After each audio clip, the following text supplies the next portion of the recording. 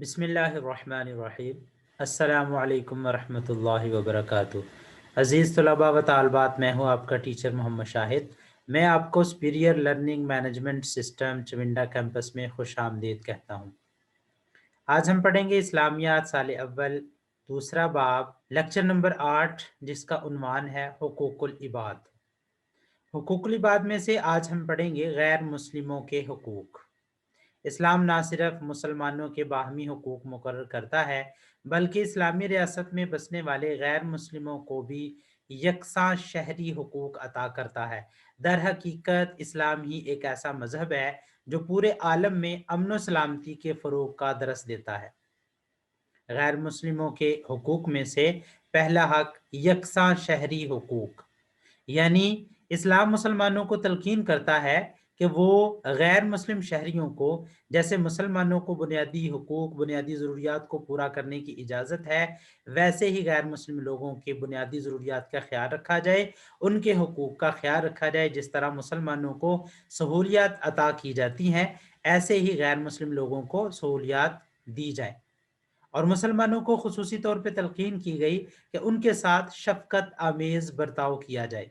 اللہ تعالیٰ کا فرمان ہے سورہ مائدہ آیت نمبر 8، جس کا ترجمہ ہے، اور کسی قوم کی دشمنی کے باعث انصاف کو ہرگز نہ چھوڑو، انصاف کرو، یہی بات زیادہ نزدیک ہے تقویٰ کے۔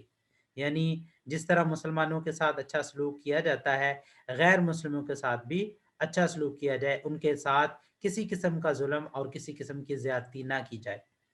اسلام دشمن جو کافر ہیں ان کے لیے الگ سے اللہ رب العزت نے حکم دیا کہ ان کے ساتھ دوستی سے منع فرمایا۔ ایسے کافر اور مشرک لوگ جو دین اسلام اور مسلمانوں کے بارے میں تعصب اور دشمنی رکھتے ہیں، ایسے کفار سے دوستی رکھنا بہت بڑا جرم ہے۔ اللہ تعالیٰ کا فرمان ہے سورہ مبارکہ ممتحنہ آیت نمبر 9، جس کا ترجمہ ہے، اور جو کوئی ان سے دوستی رکھے تو ایسے لوگ ہیں اصل ظالم، یعنی ان کو ظالم قرار دیا گیا جو اسلام دشمن کافروں کے ساتھ دوستی رکھ۔ نمبر 2 حق ہے مذہبی آزادی۔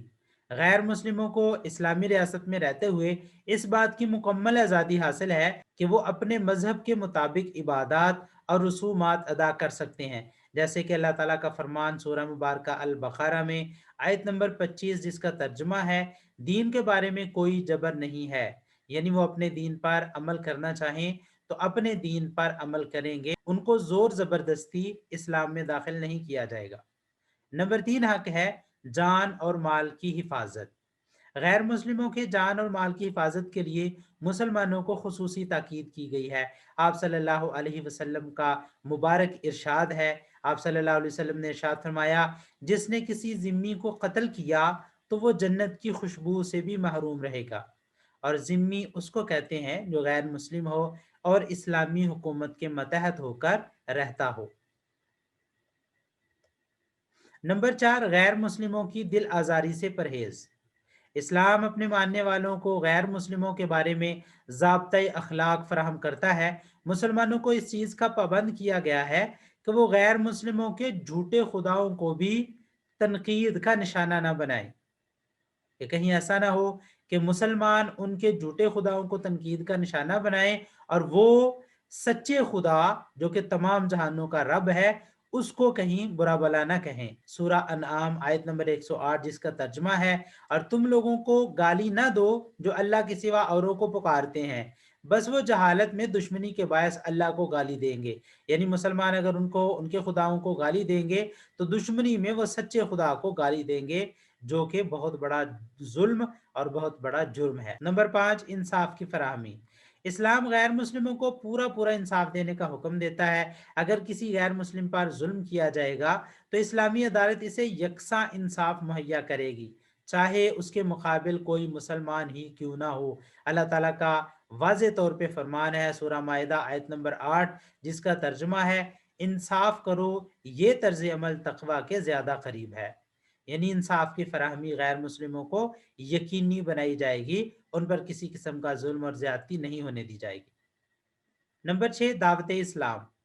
پوری دنیا میں بسنے والے غیر مسلموں کے حقوق میں سے ایک اہم حق یہ بھی ہے کہ انہیں اپنے حسن اخلاق اور اعلیٰ کردار کے ذریعے اسلام کی دعوت دی جائے۔ پیغام پہنچانا تمام مسلمانوں کی اجتماعی ذمہ داری ہے، لہٰذا مسلمان اپنے آپ کو پہچانے اور مسلمان اپنے اسلام کو پہچان کر اسلام پہ عمل کریں، اور جیسے اسلام نے ان کو راستہ بتایا ہے اس راستے پہ چلتے ہوئے جب ان کے اعلیٰ اخلاق ہو جائیں گے تو غیر مسلم ان کے اخلاق کو دیکھ کر اسلام میں داخل ہونا شروع ہو جائیں گے۔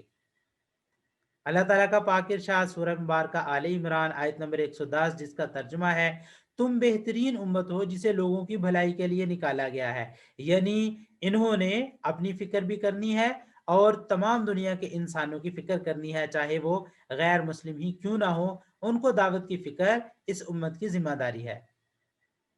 نمبر 7، معاہدات اور عہد و پیمان کی پاسداری۔ اسلامی حکومت کا فرض ہے کہ وہ غیر مسلموں کے ساتھ ہونے والے معاہدوں کی پابندی کرے اور اپنے عہد و پیمان کو بھی پورا کرے۔ اللہ تعالیٰ کا پاک ارشاد ہے سورہ مائدہ آیت نمبر 1 جس کا ترجمہ ہے معاہدات کو پورا کیا کرو، اور آپ صلی اللہ علیہ وسلم کا پاک ارشاد جس کا عہد نہیں اس کا ایمان نہیں۔ تو اس لیے غیر مسلم لوگوں کے ساتھ جو بھی عہد و پیمان کیا جائے ان کو پورا کرنا حکومت کی بھی ذمہ داری ہے، اور انفرادی طور پہ کسی نے اگر ان کے ساتھ کوئی عہد و پیمان کیا ہو ان کی بھی ذمہ داری ہے کہ ان کے ساتھ کیے گئے معاہدوں کو پورا کیا جائے۔ عزیز طلباء و طالبات، آج ہم نے غیر مسلموں کے حقوق پڑھے جس میں اللہ تعالیٰ کے ارشادات، آپ صلی اللہ علیہ وسلم کے ارشادات ہم نے پڑھے کہ غیر مسلموں کے ساتھ برتاؤ کس طرح کرنا چاہیے۔ اسلام ہمیں حکم دیتا ہے کہ غیر مسلموں کے ساتھ بہترین برتاؤ کیا جائے، اور ان کے ساتھ اس طریقے سے برتاؤ کیا جائے جیسے ایک ڈاکٹر شفقت کے ساتھ مریض کے ساتھ برتاؤ کرتا ہے، اس کی خیر خواہی چاہتا ہے، اس کا علاج کرنا چاہتا ہے، ایسے ہی مسلمانوں کو چاہیے کہ وہ غیر مسلموں کے ساتھ ایسا ہی برتاؤ کریں، ان کی خیر خواہی کریں، ان کے لیے دعا گو ہوں کہ اللہ تعالیٰ ان کو ہدایت سے سرفراز کرے اور وہ دنیا میں ہدایت سے سرفراز کرے تاکہ وہ آخرت میں کامیابی پا سکے۔ عزیز طلباء و طالبات، اگلا لیکچر لے کر پھر حاضر ہوں گا، تب تک کے لیے اجازت دیجیے۔ اللہ حافظ۔ السلام علیکم ورحمۃ اللہ وبرکاتہ۔